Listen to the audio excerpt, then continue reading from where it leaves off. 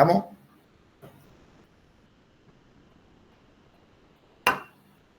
¿Se ve la clase? Disculpen. Sí, doctor. Muchas gracias. Bien, continuando entonces. Que tengan, perdón, buenos días, disculpen. Continuando la clase de anoche, en lo que corresponde a lo que es la distribución farmacológica, aquí es cuando el medicamento, obviamente, una vez ingresado a la sangre, fíjense aquí mi cursor, una vez aquí el gráfico, está la jeringa, ¿no? Entonces aquí dice, es el proceso mediante el cual el fármaco deja de forma reversible el torrente sanguíneo, pero al dejar al torrente sanguíneo ya entra al líquido extracelular, ¿no? Y también a los tejidos, ¿ya?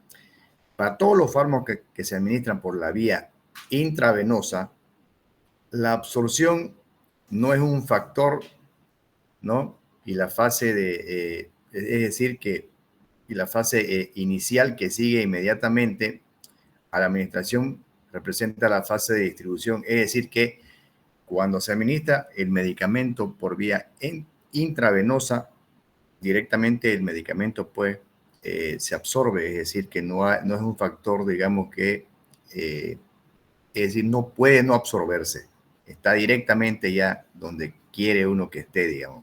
Entonces, no es un factor que inhiba, digamos, la absorción. ¿Ya? Y obviamente el fármaco deja repetidamente la circulación y entra en los tejidos. Acá tenemos el gráfico, se inicia una inyección. Fíjense ustedes, todo esto que ven ustedes en forma rojito, ¿ya? Es la fase directamente de distribución.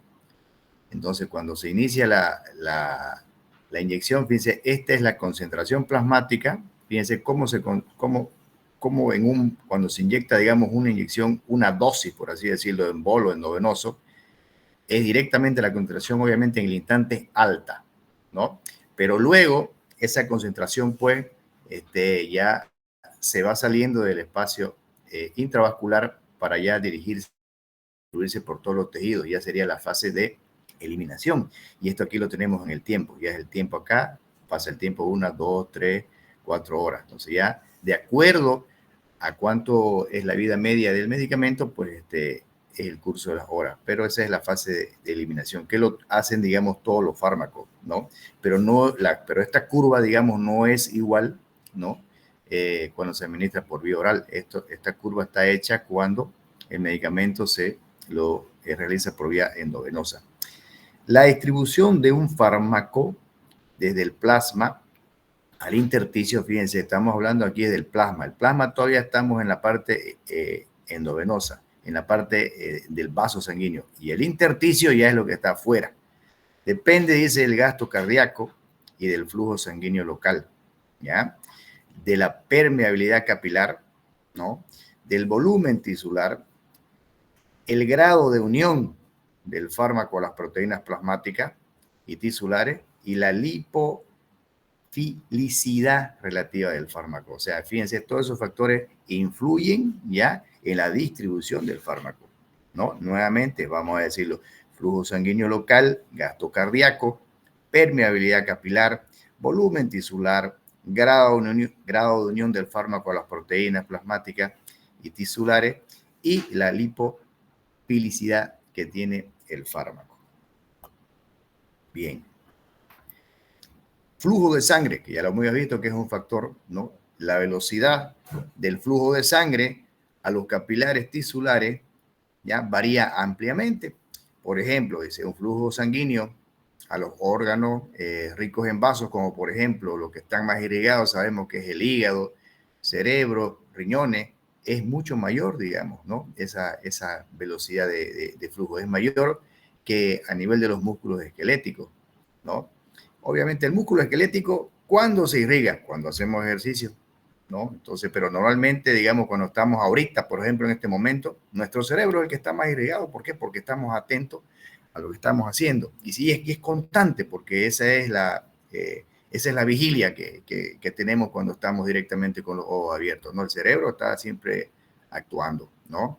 Hígado, riñones, menos el músculo esquelético, porque ahorita estamos en reposo además, ¿no? Entonces, si tomamos un medicamento, pues ya saben dónde se va a ir, principalmente si es que tiene, digamos, el tamaño y el peso adecuado también para atravesar la barrera hematoencefálica.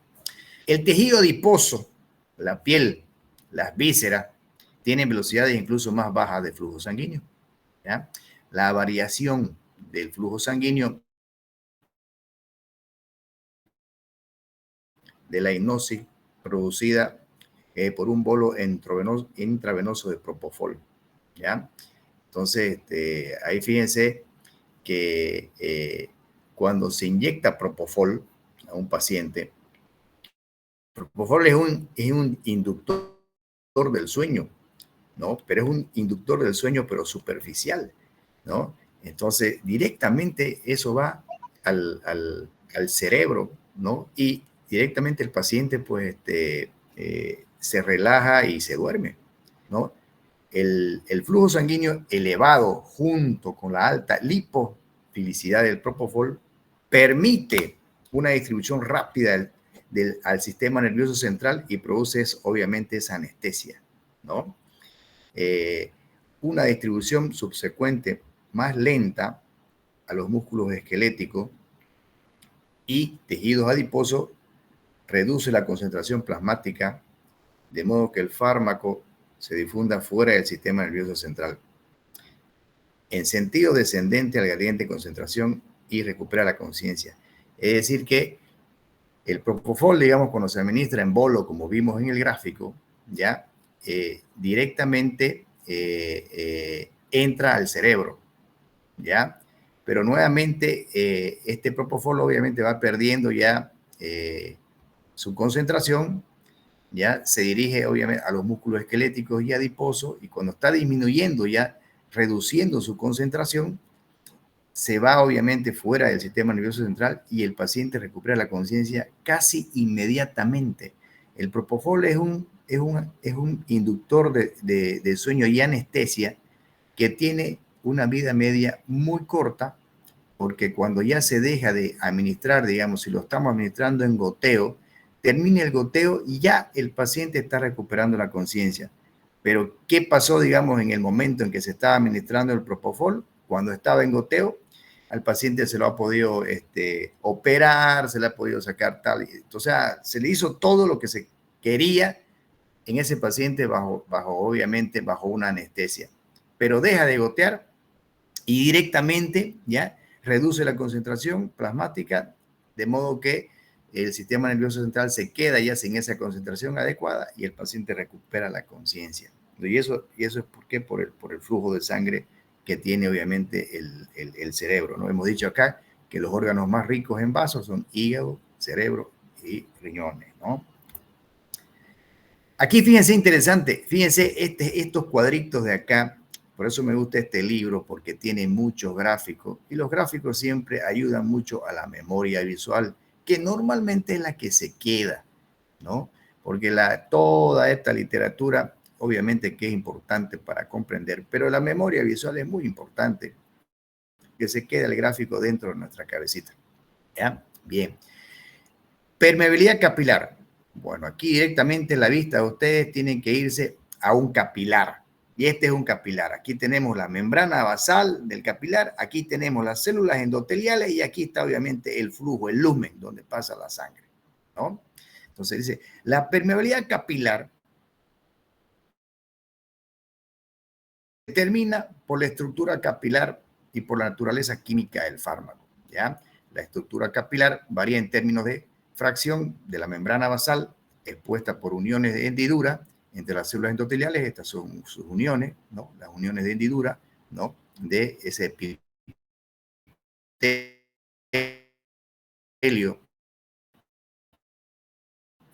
epitelio que es simple, plano. Ya ustedes saben eso mejor que yo, ¿ya? En el hígado y el vaso, una porción significativa de la membrana basal estamos hablando de esto que está aquí afuera, una porción significativa de la membrana basal, está expuesto debido a grandes capilares discontinuos, a través de los cuales pueden pasar grandes proteínas plasmáticas, ¿no? Entonces aquí dice la figura 1.13a. Entonces, aquí tenemos grandes fenestraciones que permiten que los fármacos se muevan entre la sangre y el intersticio del hígado. Entonces, vemos que aquí directamente ya están estos espacios, ¿no? Por donde puede ingresar fármacos unidos a proteínas plasmáticas, a grandes proteínas plasmáticas. ¿Y cuál es una de esas grandes proteínas plasmáticas? La albúmina, ¿no? La albúmina. Entonces, cuando el fármaco se une a la albúmina, pues puede pasar principalmente aquí por estos vasos sanguíneos, pero esto estamos hablando de lo que corresponde a hígado y vaso, ¿no?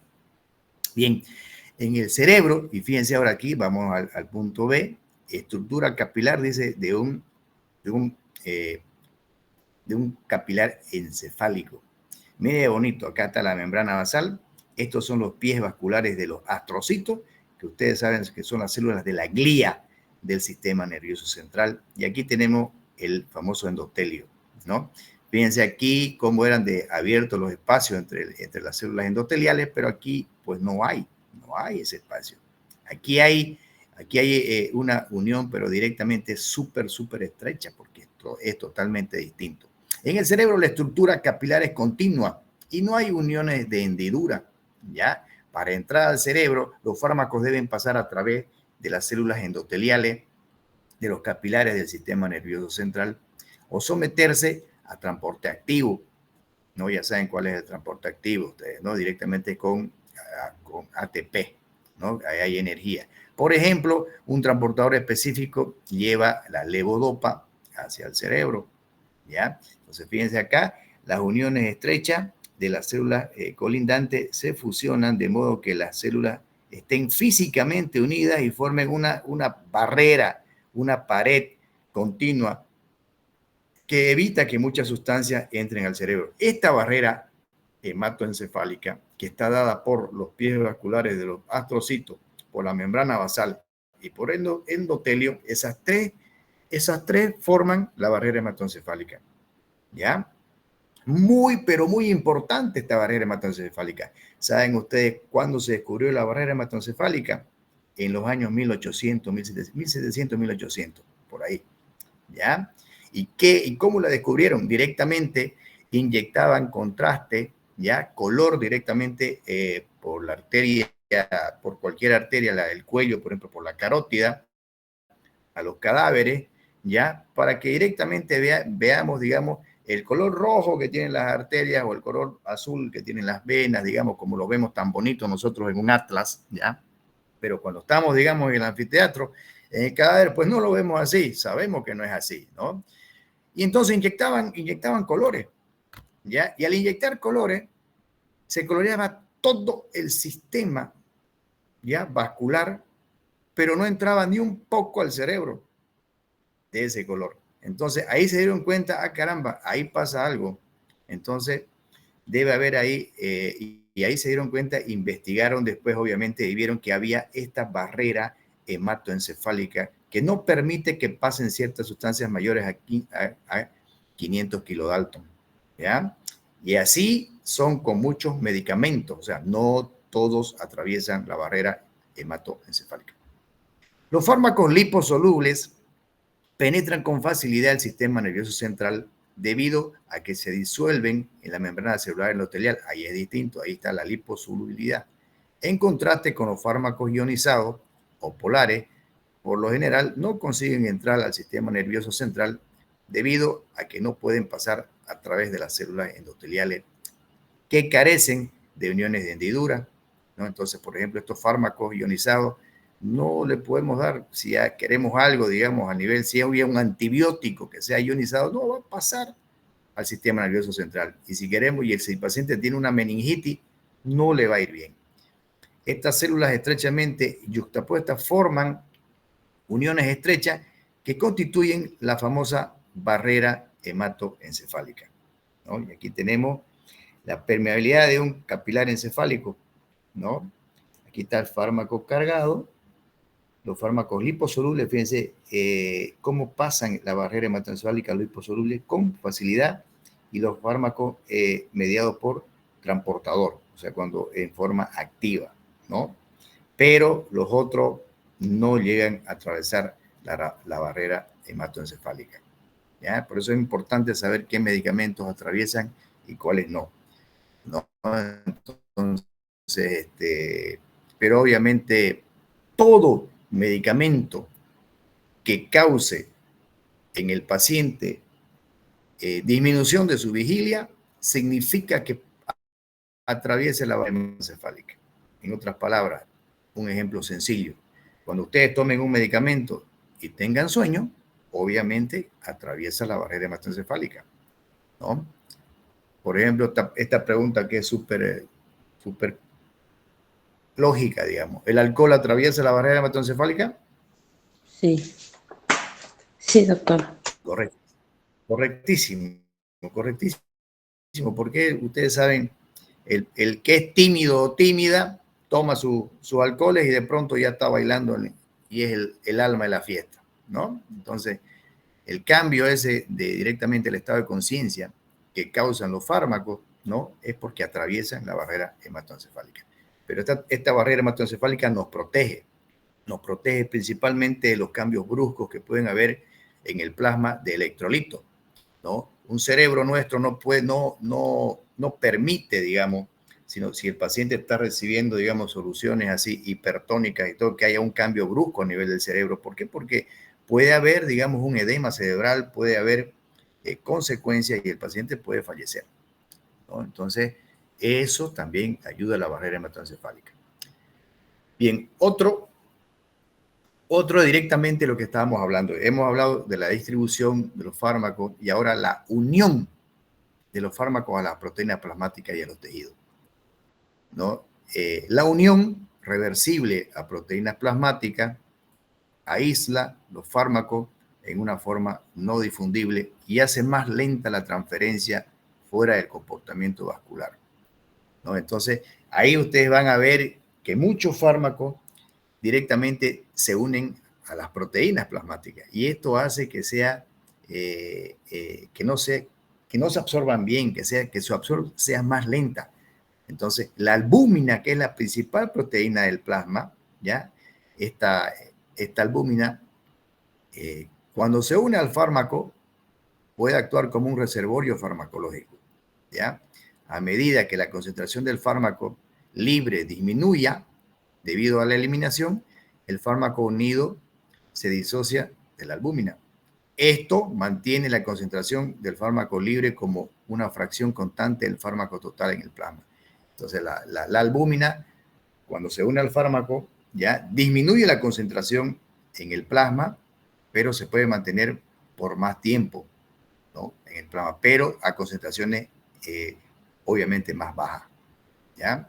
Es decir, cuando uno quiera una dosis de un fármaco plena y rápida, cuando tiene unión a las proteínas plasmáticas, no va a tener una concentración tan alta como otro que directamente ingrese al plasma sin eso. Cuando se une a las proteínas plasmáticas, la concentración no es tan elevada. Unión a las proteínas tisulares. Muchos fármacos se acumulan en los tejidos, ya estamos hablando de a nivel de tejido tisular, llevando a mayores concentraciones en tejido que el líquido intersticial y también que la sangre. Estos fármacos pueden acumularse debido a la unión con los lípidos, a la unión con las proteínas o ácido nucleico, ¿ya? Los fármacos, estos que se unen a las proteínas tisulares, también pueden experimentar transporte activo hacia los tejidos, ¿ya? Los reservorios tisulares pueden servir, ¿no? Así como que aquí el reservorio, digamos, es la albúmina, estos reservorios tisulares pueden servir como una fuente mayor del fármaco y prolongar sus acciones o causar toxicidad farmacológica, ¿ya? Por ejemplo, dice la acroleína, el metabolito de la ciclofosfamida, puede causar cistitis hemorrágica debido a que se acumula en la vejiga, ¿no? Lo mismo, hay otros medicamentos que se acumulan en el tejido adiposo también, ¿ya? Que la familia, digamos, de los barbitúricos y pueden causar también intoxicaciones, ¿no? Entonces, ahí hay que tener mucho cuidado con los fármacos que directamente, lipofílicos, que pueden ir directamente a acumularse a nivel de los lípidos, ¿no? Bien. Lipofilicidad. La naturaleza química de un fármaco influye en gran medida sobre su capacidad para cruzar las membranas celulares. Hemos dicho que esta característica de un fármaco, ya, esta propiedad de un fármaco, cuando es bien liposoluble, pues directamente atraviesa, obviamente, todas las paredes de la célula, porque por la bicapa fosfolipídica que se tiene, ¿no? Estos fármacos lipofílicos se mueven con mucha facilidad a través de la mayoría de las membranas biológicas. Ya saben por qué, porque la bicapa de fosfolípidos.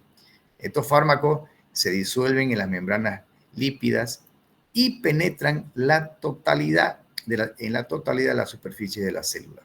El principal factor que influye sobre la distribución de los fármacos lipofílicos es el flujo de sangre hacia el área, ¿ya?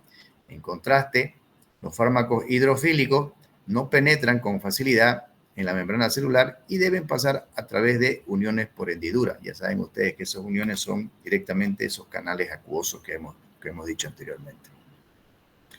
Otro factor es el volumen de distribución. El volumen aparente de distribución, ya, así es la constante, se define como el volumen de líquido que se requiere, dice, para contener la totalidad del fármaco en el cuerpo, a la misma concentración medida en el plasma.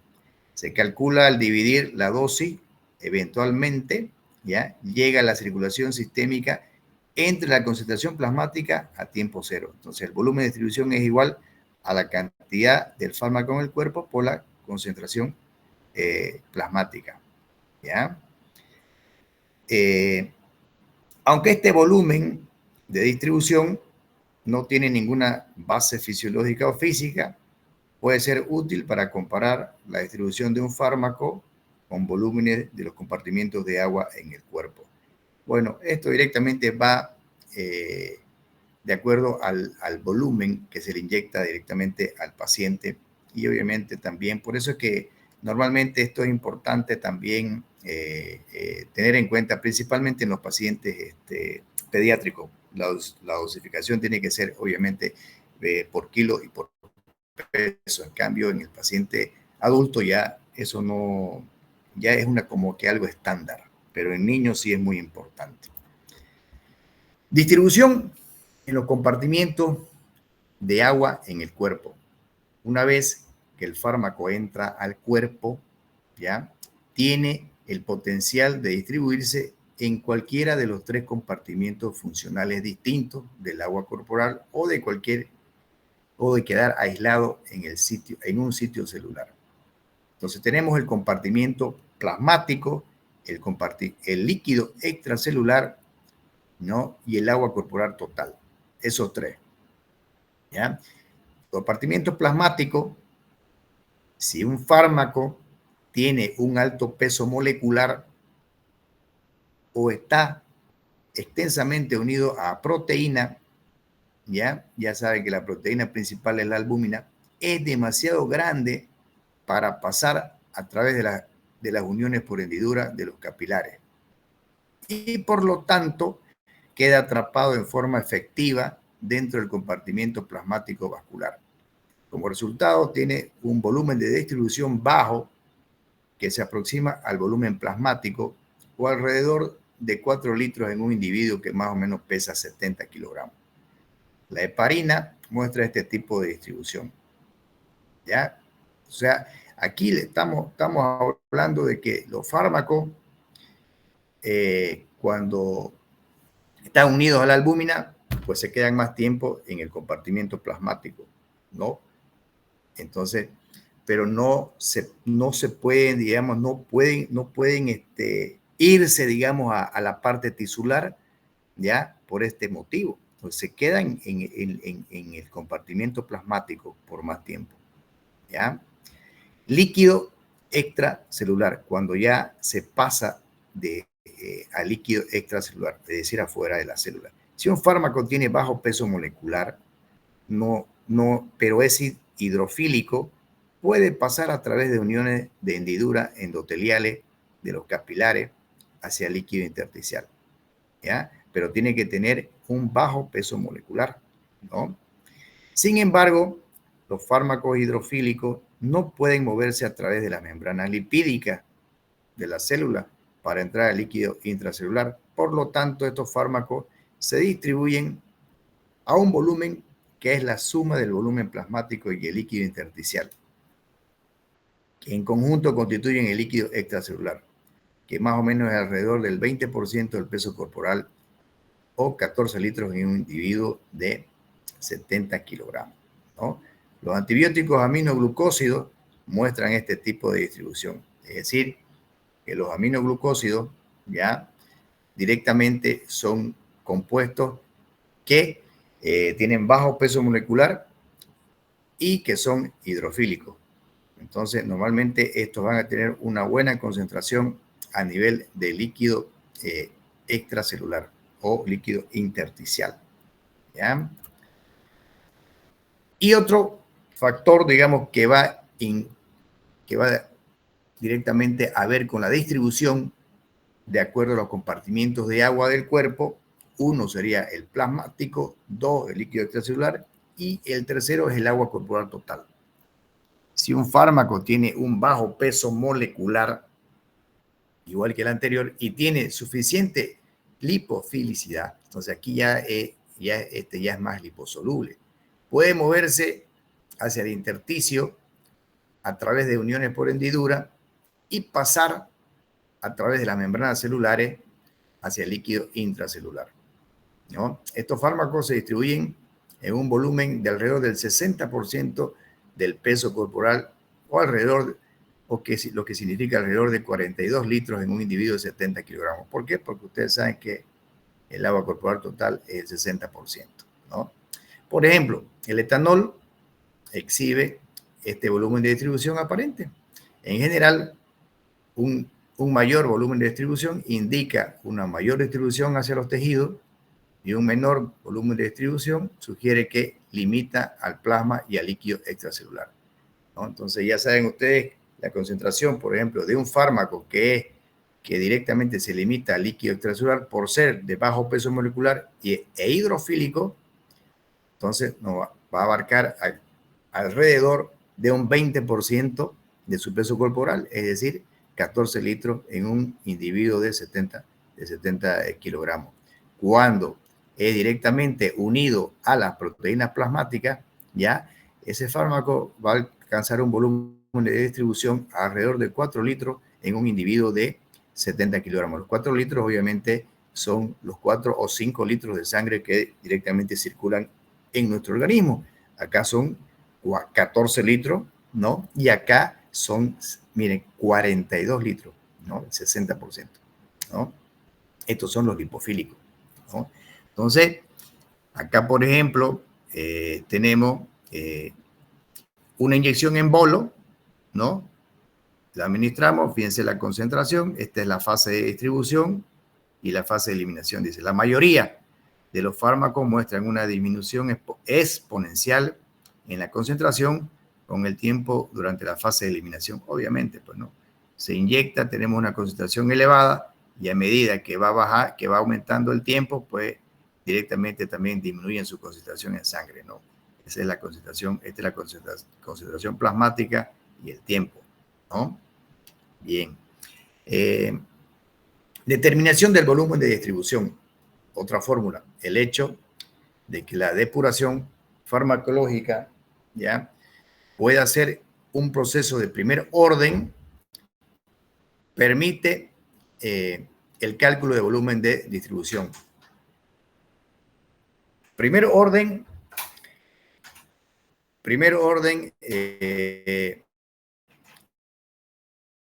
significa, ¿ya? Perdón, a ver un momentito. ¿Ya pudiste?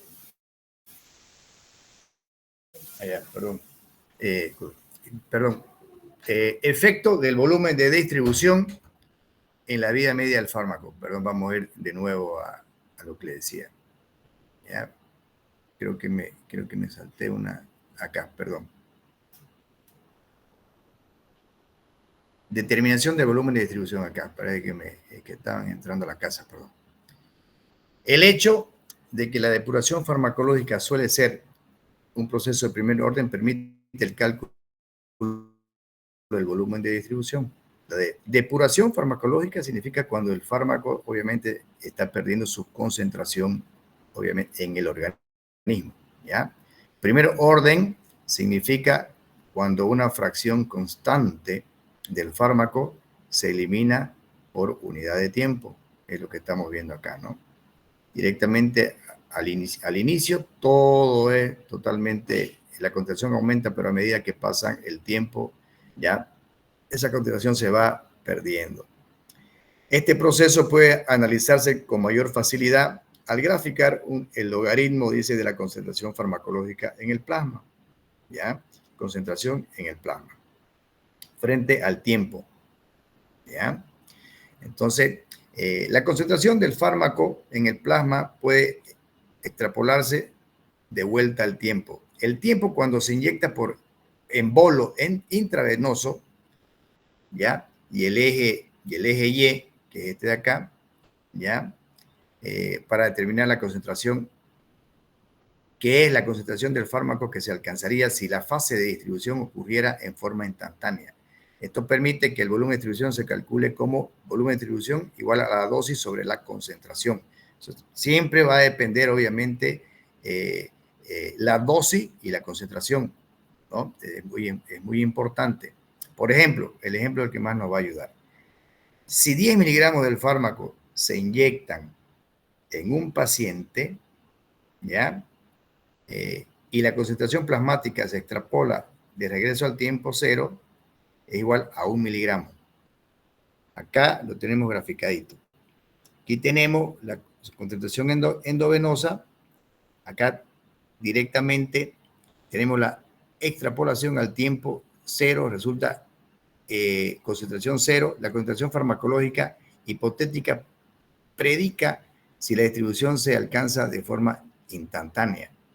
Y esto acá, que tenemos acá en esto punteado, es la vida media, el tiempo que toma para reducir la concentración plasmática del fármaco a la mitad. Es igual, obviamente, esta es una constante, ¿ya? De volumen de distribución por concentración, ¿ya? Esto, digamos, es lo más complicadito que tiene esto de la farmacodinámica y farmacocinética, que es más que todo calculando con fórmula, ¿no? Esto no es nos vamos a ir más que todo a la práctica, que más adelante les voy a decir qué es lo que quiero que sepan más que todos ustedes, ¿ya? Acá hay otro ejemplo. Si 10 miligramos del fármaco se inyectan en un paciente y la concentración no es la misma, y la concentración plasmática se extrapola de regreso al tiempo, es igual a 1 miligramo, ¿ya? Por litro. Bien. Efecto del volumen de distribución en la vida media del fármaco. La vida media del fármaco tiene, el volumen de distribución tiene una importante influencia en la vida media del fármaco, porque la eliminación del fármaco depende de la cantidad de medicamento que llega al hígado o al riñón u otro órgano por unidad de tiempo. La llegada del fármaco a los órganos de eliminación depende no solo del flujo de sangre, sino también de la fracción del fármaco en el plasma. Bueno, aquí le habla principalmente de la vida media del fármaco. Entonces, normalmente, ¿por qué les habla acá de hígado y de riñón? Porque la mayoría de los fármacos tienen un metabolismo hepático y se eliminan obviamente por la bilis, se pueden eliminar por la bilis, por el hígado, o también los fármacos se van a eliminar ya por el riñón a través de la diuresis, ¿no? Por eso siempre da la eliminación del fármaco ya va a depender de la cantidad de medicamentos que va a llegar al hígado o al riñón, ¿ya?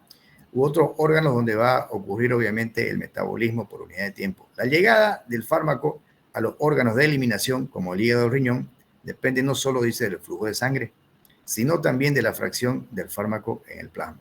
Si el fármaco tiene un gran volumen de distribución, la mayoría se encuentra en el espacio extraplasmático y no está disponible para los órganos de excreción.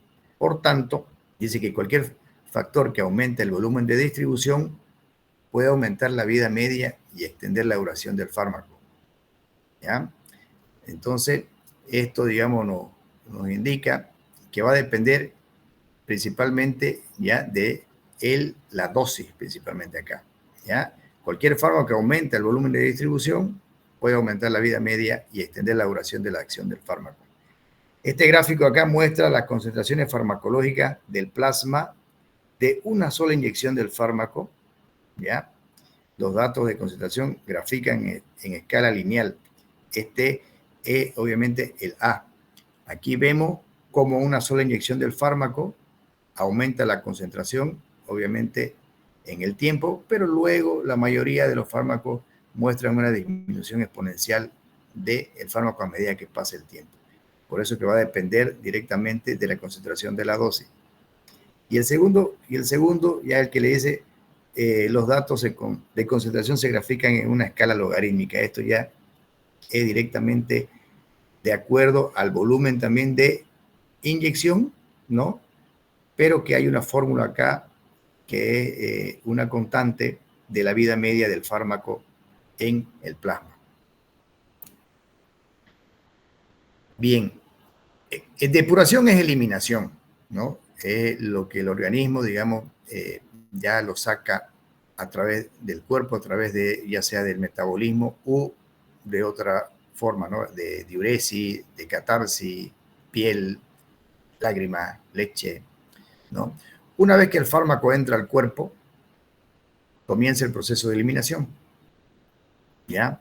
Las tres vías principales de eliminación son el metabolismo hepático, la eliminación biliar, obviamente a través de la bilis por el hígado, y la excreción urinaria, ¿ya? Nota, dice, la expulsión es la eliminación irreversible de un fármaco del cuerpo. Implica, dice, una biotransformación. ¿Por qué? Porque hay un metabolismo previo, ¿no? Ustedes saben que ingresa, digamos, un medicamento a la vena, pero ese medicamento tiene que metabolizarse. No hace efecto todavía. El que hace efecto, digamos, es cuando se va al hígado y en el hígado se metaboliza y ahí salen metabolitos activos del fármaco. Y esos metabolitos activos son los que recién van a cumplir la acción. Entonces, y hay muchos pacientes que tienen una metabolización lenta y otros tienen metabolización rápida. Y eso también influye en el fármaco, ¿no? Entonces, esta biotransformación es el metabolismo farmacológico, obviamente, que se produce principalmente en el hígado y también cómo se excreta. La excreción es la eliminación del fármaco intacto del cuerpo. En conjunto, estos procesos de eliminación disminuyen la concentración plasmática de forma exponencial. Esto es, digamos, una fracción constante del fármaco se elimina en una unidad de tiempo determinada, ¿ya? Aquí tenemos concentración plasmática, el mismo gráfico que les he mostrado antes, ¿no? Bastante cuando se inyecta en bolo, con una buena concentración, se distribuye y la fase de eliminación es más lenta, pero también más prolongada, ¿no? La mayoría de los fármacos tienen esta curva cuando se inyectan por vía endovenosa. El metabolismo resulta, ya cuando se está obviamente en el hígado, resulta en productos con una mayor polaridad. Esos son obviamente los metabolitos activos. Actúan y esto también permite que se elimine también el fármaco con mayor facilidad. La depuración, ya, estima el volumen de sangre del que se depura el fármaco por unidad de tiempo. Ya, aquí también hay otra constante, que es la constante esa que vimos en el anterior gráfico. ¿Ya? La depuración total es un tiempo compuesto que refleja todos los mecanismos de eliminación farmacológica y se calcula como sigue. Esta es la constante, ¿ya? Para la depuración del tiempo, en el tiempo, o sea, cuando el hígado, cuando el medicamento que se coloque, ya se elimine. Esta es la constante, es la vida media de eliminación, ¿ya?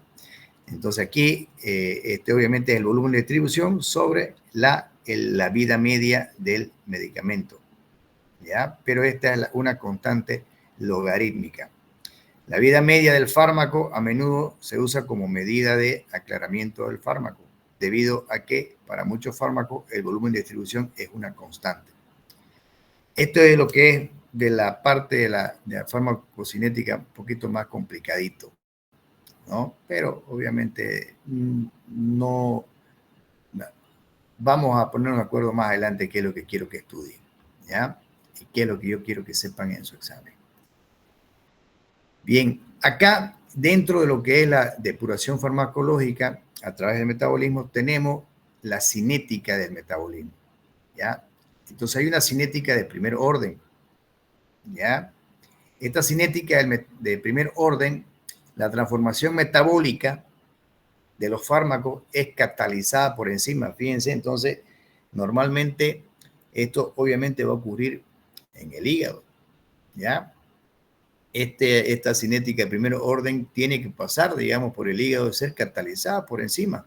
La mayoría de las reacciones obedecen a la cinética de Michelis-Menten, donde ya Km, que es una constante, ya de Micheli, ya por eso dice K de constante de Micheli, M de Micheli, la concentración del sustrato a la mitad de su velocidad máxima. Esta velocidad del metabolismo del fármaco es igual a todo esto que están viendo acá. Es la constante de Michelis, ¿ya? Esta velocidad del metabolismo del fármaco, ¿ya? Lo vamos a explicar mejor aquí en este gráfico. Pero todo esto, ¿qué es lo que indica? Indica la transformación metabólica de los fármacos, que va a estar donde tienen mucho que ver las partes de las enzimas en el hígado, ¿ya? Aquí, por ejemplo, tenemos aquí la dosis del fármaco, ¿ya? Y acá la velocidad del metabolismo del fármaco, ¿ya? Aquí está en la Y la velocidad del metabolismo del fármaco y en la X la dosis del fármaco. Con la mayoría de los fármacos, dice, la concentración plasmática del fármaco es menor, ¿ya? Y la eliminación del fármaco es de primer orden, es decir, proporcional a la dosis del fármaco, ¿ya? Entonces, y acá con unos cuantos fármacos como la aspirina, etanol, fenitoína, la dosis son muy altas, ¿ya? Por lo tanto, la concentración plasmática del fármaco es mucho mayor y el metabolismo farmacológico es del orden cero, esto es constante e independiente de la dosis del fármaco, ¿ya? Bien, esto son las cosas del metabolismo, de la cinética, que son un poquito complicaditas. Esto es la velocidad del metabolismo del fármaco, justamente esto que estamos viendo acá, ¿ya? Y de eliminación es directamente proporcional a la concentración del fármaco libre y se observa en una cinética de primer orden, ¿ya? Esto significa que la fracción constante del fármaco se metaboliza por unidad de tiempo, es decir, con cada vida media, la concentración disminuye en un 50%. La cinética de primer orden también se conoce como cinética lineal. Entonces, esto va a depender, digamos, de la dosis del fármaco, ¿no? Y de su vida media. Por eso es que lo damos, digamos, de acuerdo a esa concentración plasmática. Ya tenemos directamente las dosis. Sabemos cuánto tiempo tiene una vida media de un fármaco y ahí es como se distribuye de acuerdo a lo que el paciente requiere, de cada 4 horas, de cada 2 horas, de cada 6 horas, de cada 8 horas, de acuerdo a todo eso que ustedes conocen a horario, es de acuerdo a todas estas velocidades, ¿ya? y a estas constantes que tiene cada uno de los fármacos para llegar, digamos, a esa conclusión, ¿no? Todo esto es lo que se hace, digamos, con cada medicamento que se descubra para llegar a dosificarlo de esa manera, ¿no? Y cómo se elimina del cuerpo y todo, ¿ya? Entonces aquí, por ejemplo, está la cinética de orden cero, con unos cuantos fármacos como la aspirina y el etanol, y las dosis son muy grandes, por lo tanto es mucho mayor la concentración y la ecuación de velocidad se vuelve de esta manera. Aquí, mejor con un gráfico. Los fármacos lipofílicos entran a la fase 1, oxidación y reducción o hidrólisis polar. Aquí, después de la fase 1, el fármaco puede activarse, permanecer sin cambio o más a menudo inactivarse. Esto es cuando entran directamente a nivel del hígado, ¿no? Esta es la biotransformación que sucede en el hígado, ¿no? Cuando ingresa el paciente a la fase 1, que es a nivel del hígado, ya a metabolizarse, puede obviamente permanecer sin cambio o puede inactivarse. Es decir, directamente el hígado puede inactivar al medicamento, ¿ya?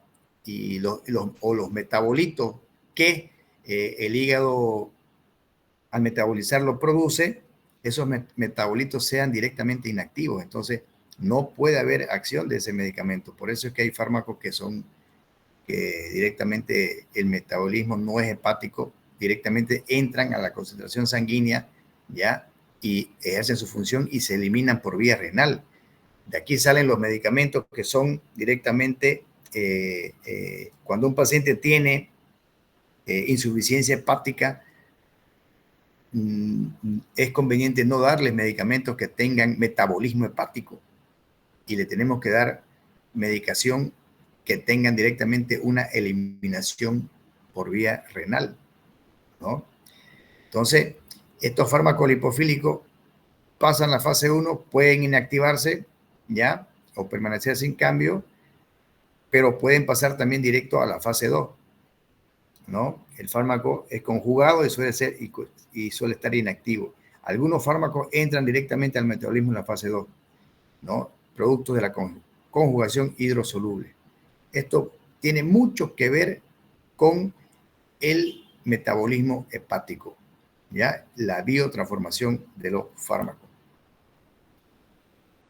Las reacciones del metabolismo del fármaco. El riñón no puede excretar de forma eficiente los fármacos lipofílicos que cruzan con facilidad por las membranas celulares y se reabsorben en los túbulos contorneados distales. Por lo tanto, dice que los agentes liposolubles se metabolizan primero en sustancias más polares, hidrosolubles o hidrofílicas, en el hígado, mediante dos grupos generales de reacciones llamadas fase 1 y fase 2.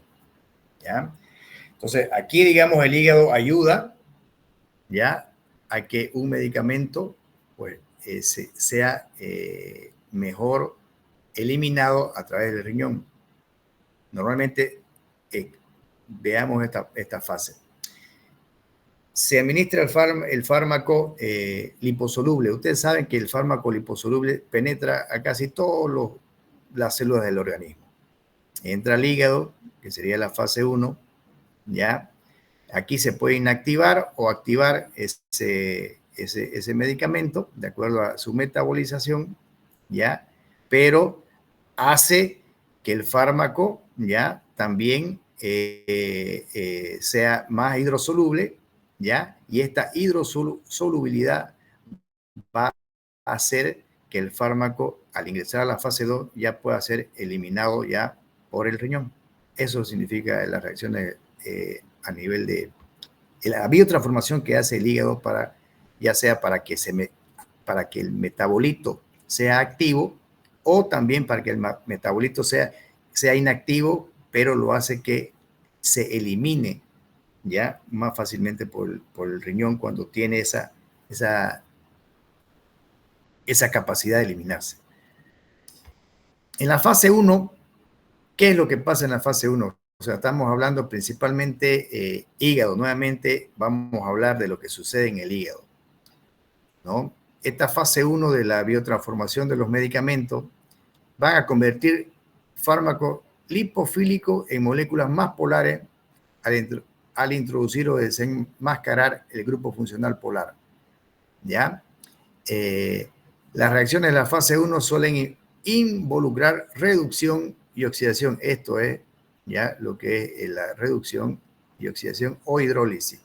El metabolismo en la fase 1 puede aumentar, disminuir o no tener efecto alguno sobre la actividad farmacológica. ¿Por qué? Porque aquí es donde actúan todas estas enzimas del metabolismo hepático en la fase 1, donde el medicamento se va a ir a metabolizar al hígado, ¿no? Y estas son las isoformas de los famosos citocromo P450, que es lo que va a provocar ya el metabolismo de los fármacos, ¿no? ¿Para qué, digamos, sirve todo esto de los citocromos P450? Porque estas enzimas a nivel del hígado, todas estas que están viendo ustedes acá, citocromo P2E1, citocromo P2C19, citocromo P2D6, todas estas enzimas que ven ustedes acá son las que se involucran en el metabolismo de los fármacos. ¿Y para qué nos sirve esto? Nos sirve porque al leer la composición de cada fármaco, ¿ya? Si todas están en en el metabolismo por el citocromo P450, ¿ya?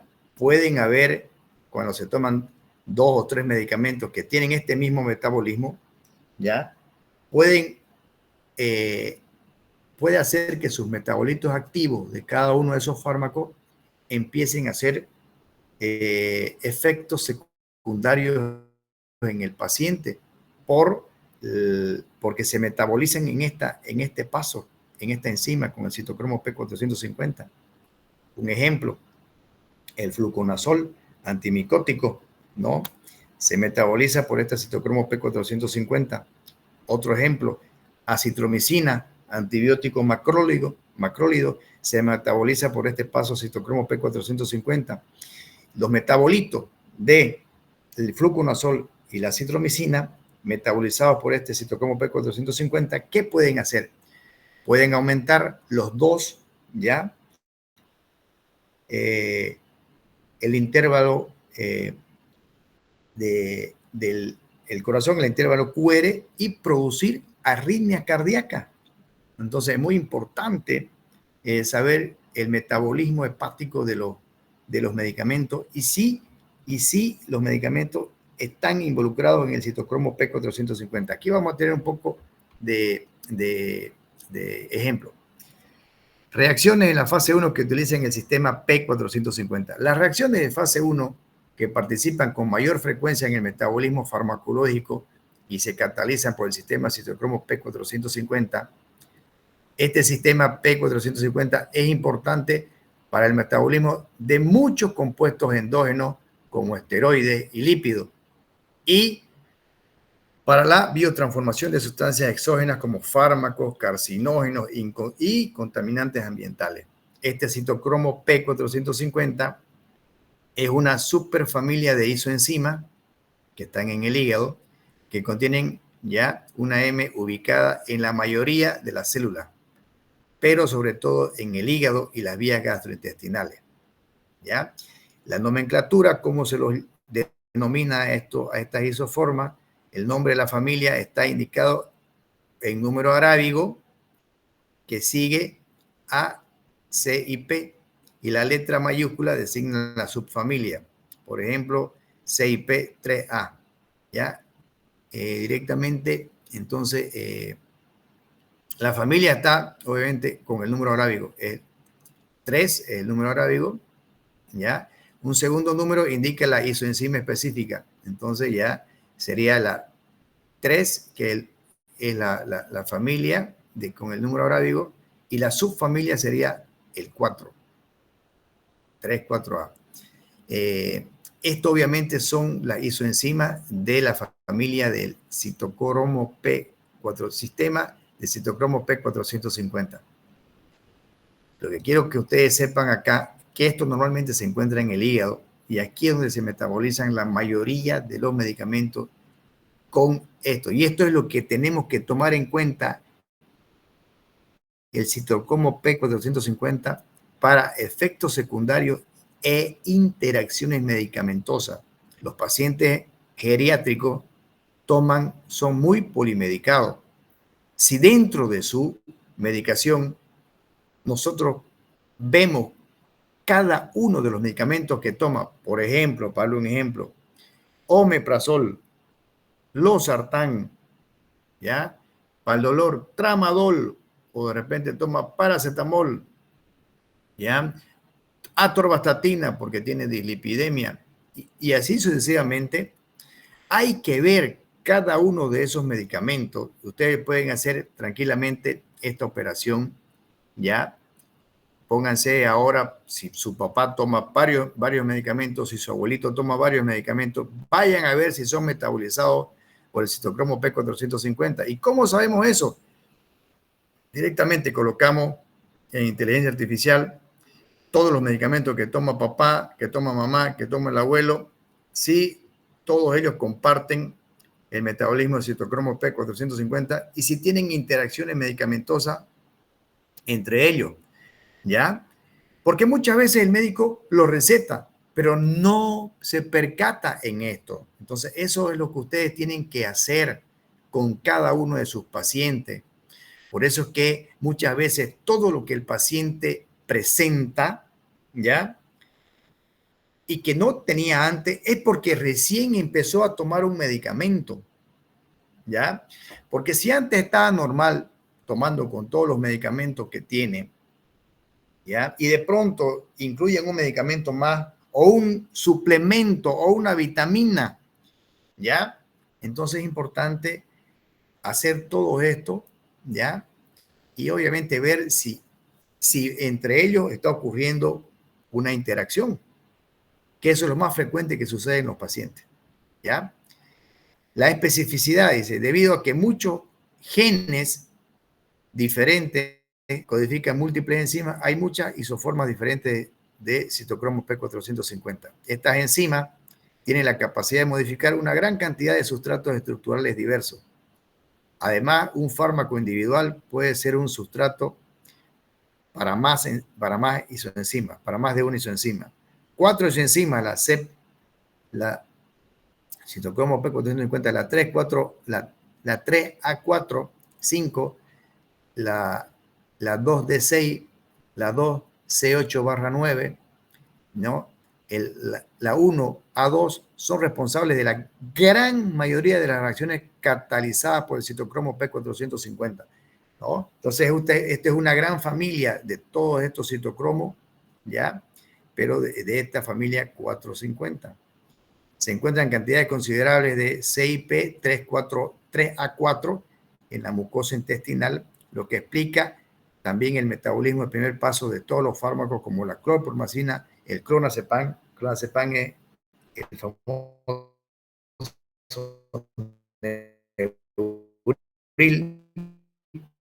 ¿ya? Estamos medicamentos ya a nuestros pacientes, pero la gran mayoría de los médicos no lo hace. Directamente lo receta y es el paciente el que empieza a tener reacciones secundarias que directamente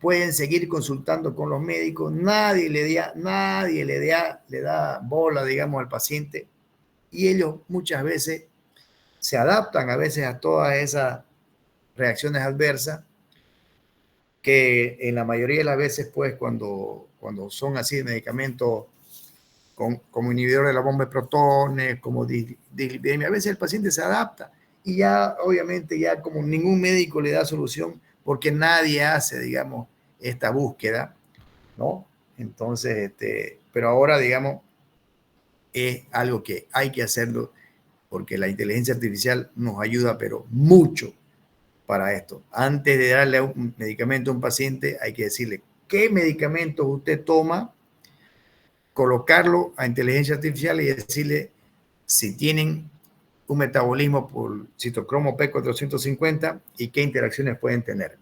Es muy importante hacerlo eso, lo vamos a ayudar mucho al paciente, mucho, pero mucho al paciente, ¿no?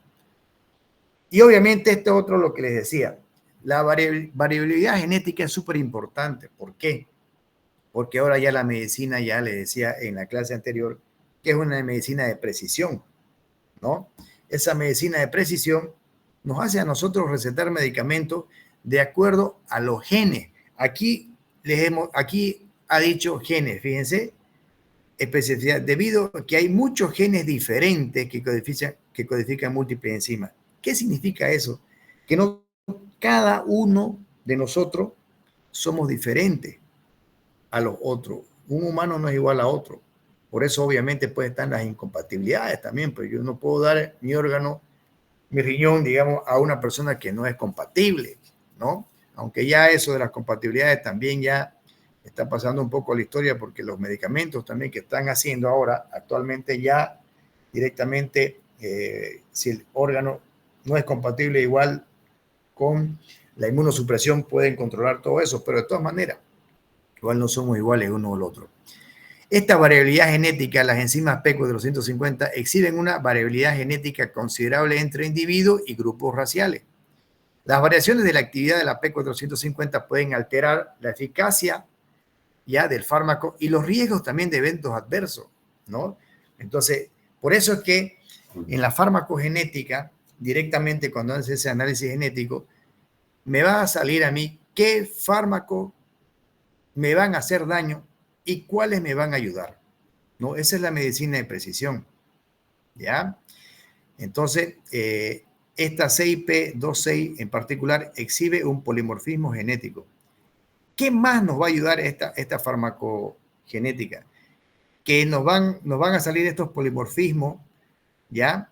Directamente, y uno puede tener incluso resistencia genéticamente, ¿ya? Dispuesta para cefalosporina de primera, segunda y tercera generación. Así de sencillo.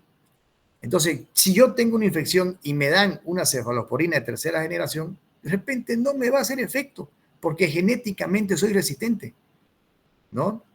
Y todo eso también transcurre con los antibióticos mal dados, ¿no? Entonces, no es normal dar antibiótico por dar, digamos, porque estamos causando también en el paciente, si lo damos por menos días, si lo damos cuando no lo necesita, resistencia a los medicamentos, que normalmente ya nuestro organismo genéticamente se está predisponiendo para todo esto.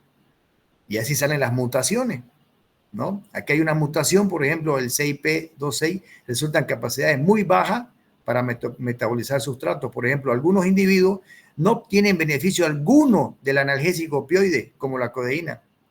Y ustedes saben que la codeína es derivado de la morfina. Entonces, me dan morfina, me dan codeína, me dan un derivado y no me pasa el dolor.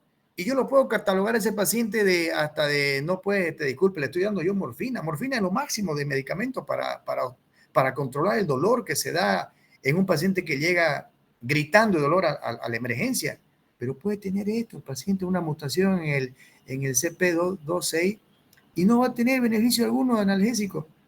Y sin embargo, uno ya lo tilda de que ya tu dolor está en la mente, de que nada que ver, y así, para que vean ustedes. Esa es la medicina de precisión actual, ¿no? Polimorfismos similares se han caracterizado a veces para la subfamilia de isoenzima CIP12, por ejemplo, clopidogrel. El clopidogrel, ya van a aprender conmigo, el clopidogrel es un antiagregante plaquetario, ¿ya? Se acompaña de una advertencia, dice, de que los pacientes que son metabolizadores lentos, eso que les decía, es cuando uno toma un medicamento, se va al hígado a la fase 1, a ese efecto, el primer paso, a veces el hígado no lo metaboliza en forma rápida, ¿ya? Y algunos son metabolizadores lentos, es porque tienen este CIP1219, tiene un efecto antiplaquetario disminuido cuando toman este fármaco. Entonces, el clopidogrel, por ejemplo, es un antiagregante plaquetario. Pero cuando el paciente es metabolizador lento, que eso se sabe con la genética y sale esta isoforma, este efecto antiplaquetario ya no lo va a ayudar al paciente, ¿no? Porque el clopidogrel, la parte que es un profármaco y tiene que ser metabolizado por esta isoenzima para convertirlo en su metabolito activo. Entra al hígado, lo tomamos el clopidogrel, entra al hígado, se metaboliza muy lentamente y no va a tener concentraciones adecuadas en el plasma para cumplir la función como antiagregante plaquetario, ¿no? Entonces, fíjense, todo eso lo da, por ejemplo, esa información genética que uno se puede hacer si quiere para... cuesta caro, se puede hacer, es un hisopado a nivel de saliva en la mucosa, ¿no?, de la boca y se manda al laboratorio de afuera. Inductores, ¿no? Aquí estamos hablando de la variedad genética y acá inductores. Las enzimas dependientes del citocromo P450 son objetivo importante para interacciones farmacológicas. Es lo que le decía antes, ¿no? Entonces, ciertos fármacos, por ejemplo, fenobarbital, rifampicina, carbamazepina, son capaces de inducir isoenzimas del set citocromo P450. Esto resulta en una mayor biotransformación de los fármacos y puede conducir a disminuciones significativas en las concentraciones plasmáticas de los fármacos metabolizados por estas isoenzimas, ¿ya? Entonces, si el paciente toma rifampicina, si el paciente toma carbamazepina, que ya son inductores de la citocromo P450, directamente esos pacientes ya están con concentraciones importantes con carbamazepina. Si a ese le doy medicamentos, ¿ya?, que pueden hacer inducción, es decir, activar que el medicamento que está tomando tenga concentraciones muy elevadas directamente en el plasma, puede haber ya directamente o puede disminuir la concentración en plasma de ese medicamento, las dos cosas. El inductor puede aumentar la concentración en sangre o disminuir la concentración en sangre. Entonces, los inductores son aquí, ejemplo, fenobarbital, rifampicina, carbamazepina. Estos tres medicamentos pueden aumentar la concentración en sangre de un medicamento o disminuirla. Al aumentar la concentración en sangre pueden provocar efectos tóxicos. Al disminuir la concentración en sangre ¿qué hacen? Van a disminuir el efecto terapéutico, ¿no? Entonces, esas dos cosas pueden hacer, ¿ya? La rifampicina ya la conocen ustedes, está dentro del esquema de tratamiento para la tuberculosis. Es un inductor de las enzimas del hígado, de la P450. Entonces, disminuye significativamente las concentraciones plasmáticas de inhibidores de la proteasa del virus de la inmunodeficiencia humana. Fíjense ustedes, si un paciente que tiene SIDA y está tomando directamente medicación antirretrovirales que inhiben la proteasa del virus de la inmunodeficiencia humana y desgraciadamente también tiene tuberculosis, entonces le vamos a dar el esquema, sí o sí, el esquema de la rifampicina. Pero ¿qué va a pasar? Puede que directamente se descompense ya el control del virus del HIV, ¿no? Entonces, lo que puede disminuir la capacidad para suprimir la replicación del VIH. Fíjense ustedes esos datos importantes. Entonces, yo aquí tengo que ver directamente. Doy rifampicina, pero si estoy dándole antirretrovirales, tengo que cuidar esta concentración de los antirretrovirales en sangre o aumento la dosis de este medicamento cuando esté tomando rifampicina, ¿no? Entonces, así es como tenemos que ver, digamos, a los pacientes. Hay muchos de estos inductores, ¿ya? Y también, aquí no sé por qué en el libro no dice, pero puede ser que lo diga acá. Entonces, fíjense, aquí son los inhibidores. Estos son inductores y estos son inhibidores, ¿ya? Fíjense, la inhibición del metabolismo de los fármacos puede conducir, ¿ya?, a aumentos significativos en la concentración plasmática del fármaco y resultar en efectos adversos o toxicidad farmacológica. La forma más frecuente de inhibición es a través de la competencia de la misma isoenzima. Sin embargo, algunos fármacos son capaces de inhibir las concentraciones, las reacciones para las cuales no son sustrato. Por ejemplo, ketoconazol. lo que se conduce a interacciones farmacológicas de numerosos fármacos que inhiben estas vías de biotransformación. O sea, hay inductores que van a aumentar la concentración plasmática, inhibidores que van a disminuir la concentración plasmática, ¿ya? Entonces, ¿qué es lo que va a pasar con estos medicamentos? ¿Ya? Van a disminuir la función de muchos fármacos. Por ejemplo, si el paciente está tomando ketoconazol y le damos warfarina, ¿ya? O le damos, va a disminuir las concentraciones plasmáticas de la warfarina, que saben que la warfarina es un anticoagulante, ¿no? Entonces, digamos, si el omeprazol es un potente inhibidor de la isoenzima CIP, participa con el metabolismo de la warfarina. Cuando se toma omeprazol, las concentraciones de warfarina aumentan, ¿no? Lo que conduce a un mayor riesgo anticoagulante y mayor riesgo de sangrado. Entonces, fíjense en esos casos así sencillos nomás, ¿no? Entonces, casi la mayoría de los pacientes que a mí no me gusta toman omeprazol.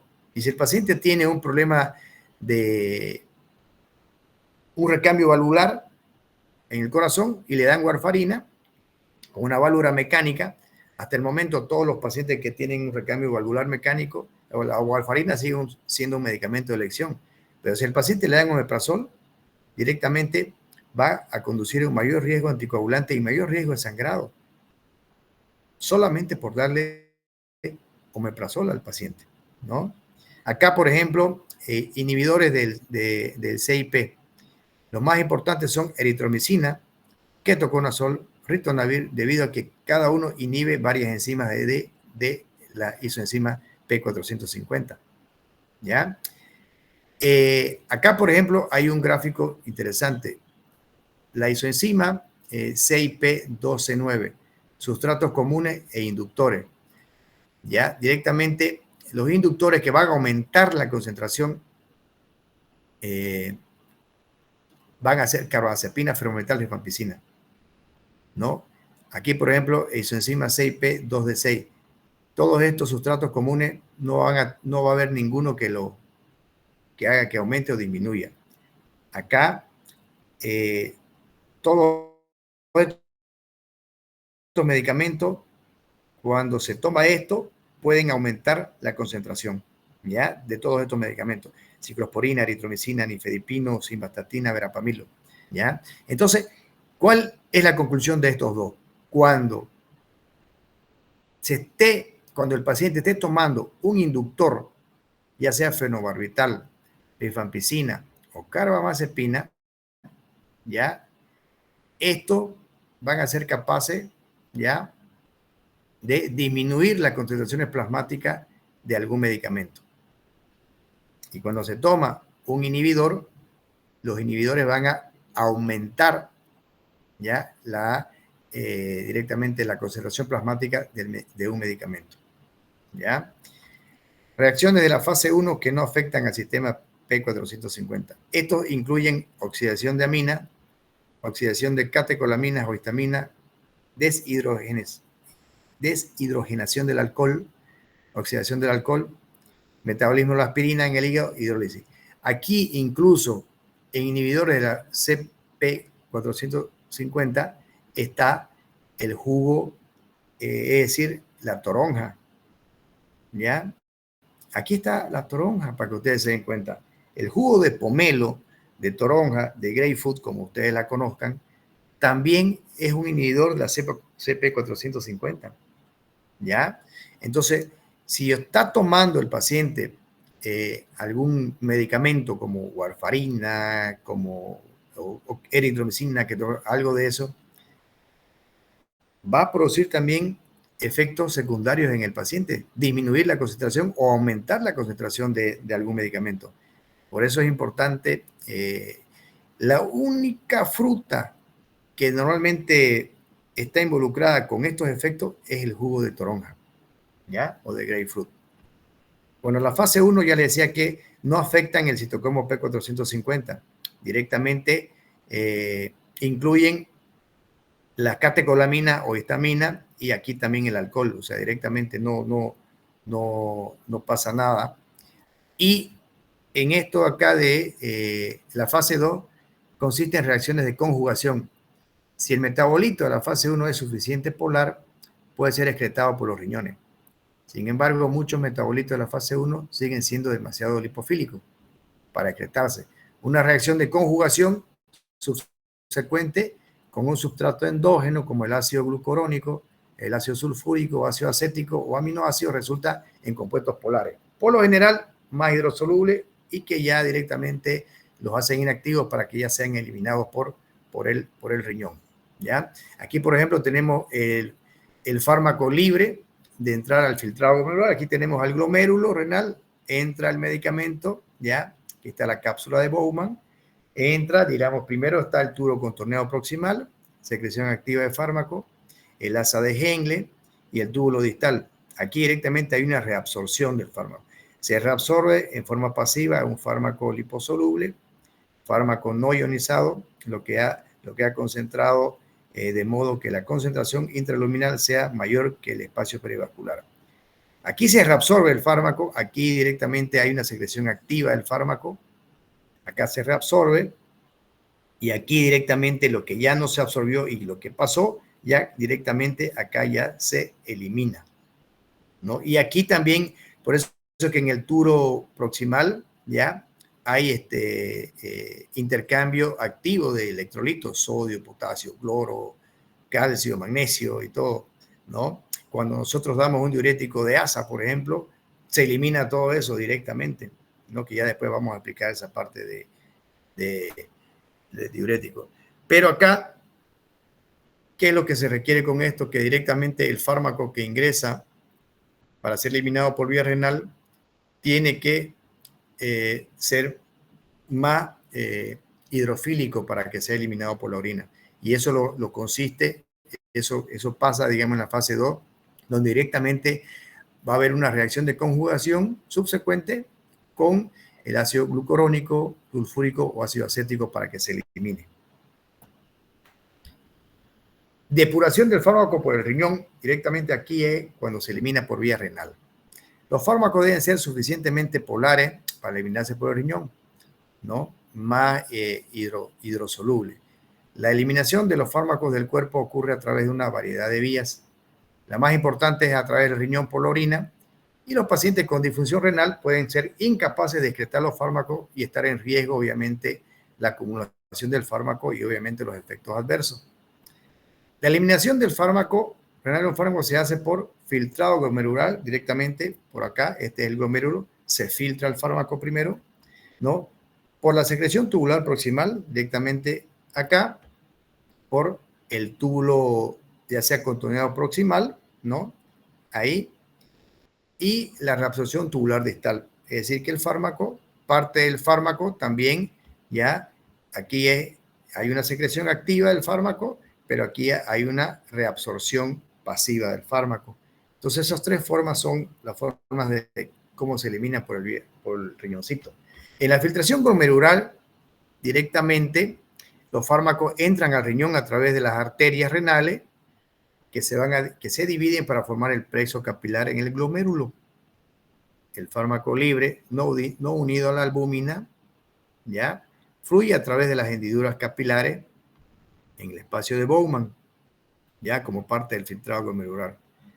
La filtración glomerular es normalmente de 120 ml por minuto, pero puede disminuir en forma significativa en la enfermedad renal. Sin embargo, las variaciones de filtración glomerular y la unión proteínica de los fármacos sí afectan este proceso. Esto de acá, de la filtración glomerular, y esto que acabo de mencionarles aquí, la de filtración glomerular, que es de 120 ml minutos, ni que ningún médico se lo puedo decir. Bueno, yo creo que los nefrólogos tienen la obligación de hacerlo, ¿ya? Y este es el famoso aclaramiento de creatinina. El aclaramiento de creatinina es lo que hay que hacerle a todos, absolutamente a todos los pacientes, principalmente a los pacientes de la tercera edad. Tenemos que hacerle el nivel de filtrado glomerular que tiene, que se lo hace con el aclaramiento de creatinina, ¿ya? Que hay una fórmula para eso, ¿ya? Que la vamos a aprender más adelante. O sea, hay que hacerlo eso. porque todos los antibióticos, ya, hay que darlos de acuerdo, los que se van a, obviamente a eliminar por vía renal, que son una mayoría, hay que hacerle el aclaramiento de creatinina. No hay que darle dosis plena, porque el paciente podemos complicar ingresar el paciente con una buena función renal, recibió el antibiótico, el medicamento, y se va a complicar en el transcurso de la hospitalización porque va a empezar a elevarse la creatinina. Eso es muy importante que lo tomen en cuenta, que lo vamos a verlo más adelante también. Esa es la eliminación renal del fármaco por la filtración glomerular, por la secreción tubular proximal, o sea, por esta parte de acá, en el túbulo proximal. Hemos hablado de lo que ingresa por el glomérulo renal, el glomérulo renal. Los fármacos que no se transfieren en el filtrado glomerular dejan los glomérulos a través de arteriolas eferentes que se dividen para formar un plexo capilar que rodea la luz de la nefrona en el túbulo proximal. La secreción ocurre sobre todo en los túbulos proximales por dos sistemas de transporte activo que requieren energía. Uno para uniones, que las formas son las formas desprotonadas de los ácidos libres, y otro para los cationes, formas protonadas de las bases débiles. Cada uno de estos sistemas de transporte muestra una baja especificidad y puede transportar muchos compuestos. Así, la competencia entre los fármacos para estos transportadores puede ocurrir dentro de cada sistema de transporte. Los lactantes prematuros, los neonatos, tienen un mecanismo secretor tubular desarrollado de forma incompleta y por lo tanto pueden retener ciertos fármacos en la sangre. Es decir, que aquí hay una eliminación, obviamente, pero aquí es por transporte activo. ¿Ya? Entonces aquí le está explicando de que los lactantes y niños, los prematuros, ¿ya?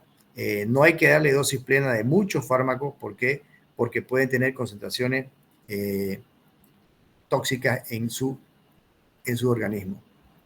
Y la reabsorción tubular distal, a medida que un fármaco se mueve hacia el túbulo contorneado distal, su concentración aumenta y excede la del espacio perivascular. Este fármaco, si no está cargado, puede difundirse al exterior de la luz de la nefrona, de vuelta a la circulación sistémica. ¿Ya? Puede manipularse el pH urinario para lograr aumentar la fracción del fármaco ionizado en la luz para minimizar la cantidad de difusión retrógrada y aumentar la depuración del fármaco indeseable. Por lo general, los ácidos débiles pueden eliminarse mediante alcalinización de la orina. Eso es lo que le decía, digamos, cuando explicamos el pH y el pK. De acuerdo a le di el ejemplo de la intoxicación por aspirina, que es un ácido débil. Alcalinizamos la orina dándole bicarbonato al paciente y obviamente se elimina con mayor facilidad el acidificando, es decir, alcalinizando la orina, ¿no? Principalmente en estos casos. Este proceso se llama atrapamiento iónico. Por ejemplo, un paciente que presenta una sobredosis de fenobarbital, ácido débil, puede recibir bicarbonato, se alcaliniza la orina y mantiene el fármaco ionizado, con lo que se disminuye la reabsorción. Entonces, el bicarbonato es antídoto de varios medicamentos, que tienen que ser obviamente ácidos débiles. La excreción farmacológica por otras vías puede ocurrir también por el intestino, por la bilis, por los pulmones, por la leche materna, entre otros. Los fármacos que no se absorben después de la administración oral del fármaco, ya se secretan directamente en el intestino o en la bilis y se secretan en la heces. ¿Ya? Los fármacos que participan sobre todo en la eliminación de gases anestésicos como el deflurano, ¿ya? Directamente la eliminación de los fármacos, esto directamente, obviamente, bilis y heces. La eliminación de los fármacos por la leche materna puede exponer al lactante que está alimentándose de ella a medicamentos o metabolitos o ambos que esté tomando la madre, y es fuente potencial de efectos secundarios inestables en el lactante. Muy importante esto. Por eso es que hay medicamentos que sí son compatibles con la lactancia, ¿ya? Y que puede tranquilamente tomar la mamá que está obviamente con su bebé lactando. Eso es muy importante tomarlo en cuenta, porque el que paga las consecuencias es el niño que está lactando. Entonces, si yo, por ejemplo, le voy a dar un medicamento a la mamá para como un antibiótico o algo, si este antibiótico es contraproducente para el niño, pues tengo que cambiarle de antibiótico. Gracias a Dios, todas las penicilinas son compatibles con el embarazo, incluyendo la cefalosporina. Pero no le puedo dar a la mamá una ciprofloxacina, una fluorquinolona. No, porque va a tener problemas en el lactante, porque atraviesa la leche, ¿no? Entonces, eso hay que tomar muy en cuenta también en el tipo de pacientes que uno tenga. La excreción de la mayoría de los fármacos en el sudor, la saliva, las lágrimas, el pelo y la piel solo ocurre en un grado reducido, pero también se eliminan los medicamentos por estas vías. Es por eso que tranquilamente uno puede hacer concentraciones tóxicas por solamente un análisis de un pelo. Sacamos un pelo y podemos ver las concentraciones tóxicas de si el paciente consumió droga, cocaína, marihuana, todo por un pelo. En el pelo se queda todo eso concentrado. Y también si tiene obviamente consumo de metales pesados, como por ejemplo ahora que está de moda el mercurio, el que come pescaditos comprados en el mercado Florida o mercado Los Bosques, cuidado con eso. Todos los pescados a nivel de Bolivia y de Sudamérica están contaminados por mercurio, por todos los famosos buscaoros que están contaminando desgraciadamente todos los ríos con el mercurio. Eso les doy ese consejo. No consuman pescados debería haber una investigación, ¿ya? Me gustaría que sea comandada por la universidad para el nivel de mercurio que tienen todos los peces en los mercados, ¿ya? Florida y el bosque. Y si el nivel de mercurio está elevado, significa que no es apto para el consumo humano. Y lo que estamos haciendo es contaminándonos con mercurio ya nuestro organismo. Y el mercurio, una vez que se ingresa al organismo, no sale. Tenemos que utilizar medicamentos especiales. Entonces, eso es algo que hay que tomarlo muy en cuenta. La depuración corporal total y la vida media farmacológica son medidas importantes de la depuración farmacológica que se usan para optimizar el tratamiento farmacológico y minimizar la toxicidad. Entonces, hay que tomar muy en cuenta ya de qué medicamento le estamos dando, obviamente, al paciente, porque puede ser eliminado por una vía, como por ejemplo la leche en un lactante, ¿ya? Y tener efectos secundarios. Depuración corporal total. La depuración corporal total sistémica, ¿ya? Es la suma de todas las depuraciones de los órganos que metabolizan los fármacos y de los que los eliminan. El riñón suele ser el principal órgano de excreción y el hígado también contribuye a la depuración farmacológica a través del metabolismo o la excreción en la bilis o ambos, ¿ya? Entonces, hay una ecuación que es la depuración total, que incluye la depuración hepática, la renal, la pulmonar y otra que puede ser aquí leche, saliva, lágrima o sudor, ¿ya? Pero lo más importante son la hepática y la renal. Es donde más hay que tomar en cuenta cuando queremos dar a un paciente. Si el paciente tiene insuficiencia hepática, ojo con el hígado, cambiemos de medicación. Si el paciente tiene insuficiencia renal, ojo con el riñón, cambiemos la medicación. Es preferible a un paciente que tiene insuficiencia renal darle medicamentos que se metabolizan en hígado y se eliminan por hígado y por la bilis. Y si el paciente tiene una insuficiencia hepática, darle medicamentos que normalmente solo se depuran por vía renal. Entonces, eso es, digamos, como la conclusión que tenemos que tener cuando sepamos por dónde se elimina el fármaco. Situaciones clínicas que resultan en cambios en la vida media de un fármaco. Cuando un paciente tiene anormalidad que altera la vida media del fármaco, se requiere ajustar la dosis. Aquí vamos a terminar acá, que ya es la hora, ¿ya? Los fármacos, los pacientes pueden tener un aumento en la vida media de un fármaco. Incluyen, ¿qué pacientes son estos? Los que tienen disminución del flujo sanguíneo renal o hepático, por ejemplo, en un choque cardiogénico o una insuficiencia cardíaca o en una hemorragia. Eso es porque hay disminución del flujo sanguíneo, ¿ya?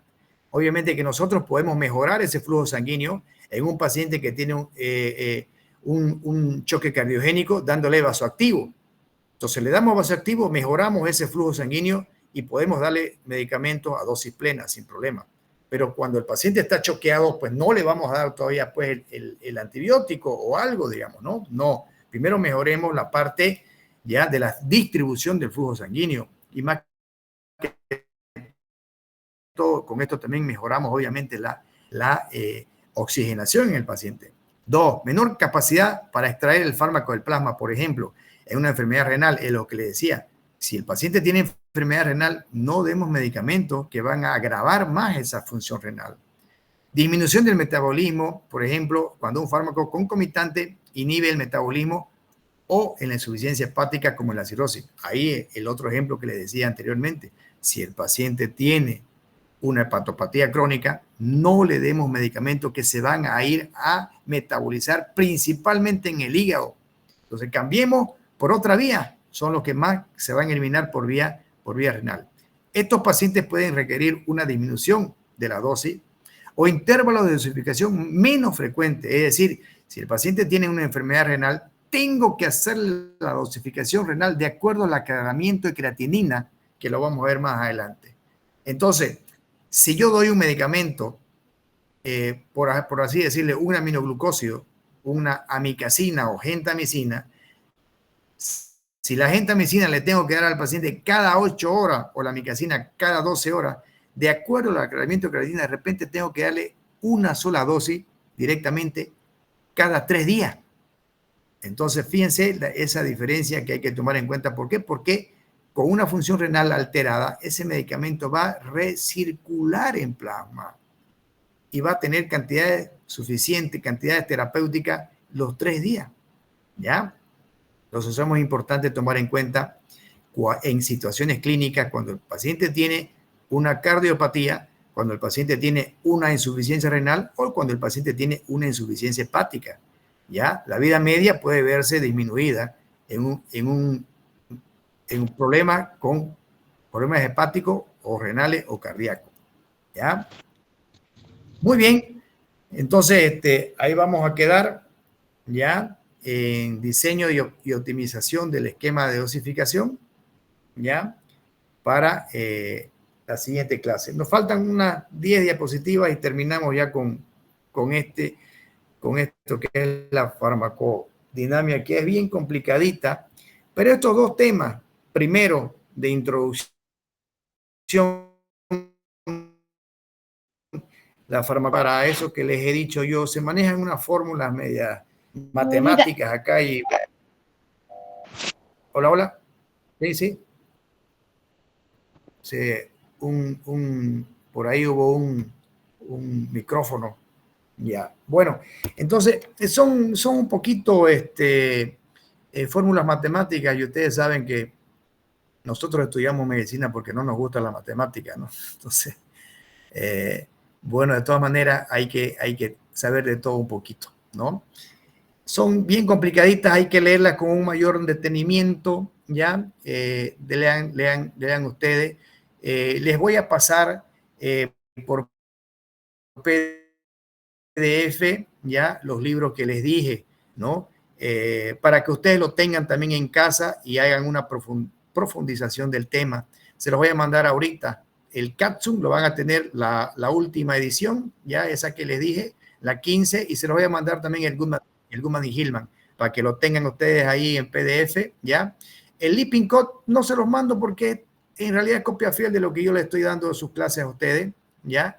Y de ahí van a salir las preguntas de examen, pero si tienen alguna duda, ya las podemos tranquilamente, me preguntan ahorita o directamente, nos vemos la clase siguiente, ya la vamos a hacer presencial en la universidad. ¿Ya? Gracias, doctor. Hasta luego. Bueno, las gracias a ustedes por su paciencia, ya, y bueno, nos vamos a ver entonces el siguiente viernes, ¿ya? Vamos a hacer una clase, la clase práctica, donde vamos a enterarnos de muchas cositas, de todas las dudas que ustedes tengan. También las clases prácticas nos van a ayudar a despejar dudas, y bueno, así hacemos un intercambio de todas las dudas que ustedes tienen y con mucho gusto pues llegamos a una buena conclusión, ¿ya? Que tengan un buen fin de semana y muchas gracias por atenderme. Gracias.